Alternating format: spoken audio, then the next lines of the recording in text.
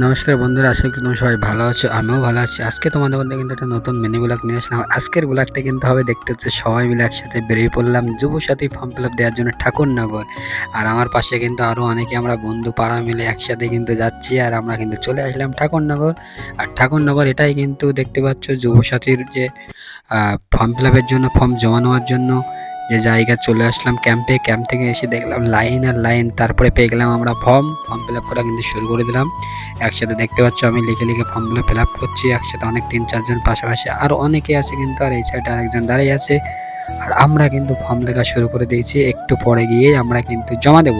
আর একটা কথা বলি, এই যুবসাথী যে ফর্ম ফিল আপের জন্য ডকুমেন্টস কী কী লাগবে: আই কার্ড, আধার কার্ড, ব্যাংকের বই, এসসি কার্ড থাকলে হবে, না থাকলে হবে ১ কপি ফটো আর ব্যাংকের বই।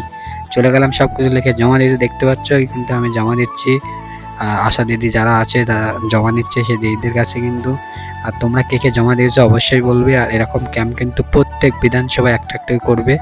আর এখানে দেখতে পাচ্ছ এই একজন আমাদের পাড়ার ছেলে জমা দিচ্ছে, এই সাইডে আরেকজন আছে। আমরা কিন্তু সব একসাথে জমা দিয়ে কিন্তু তারপরে আস্তে আস্তে বাড়ির দিকে যাওয়ার সময় একটু সবাই মিলে একটু সেলফি তুলছি। আর সবাইকে শুনছি যে ১,৫০০ টাকা করে কবে দেবে।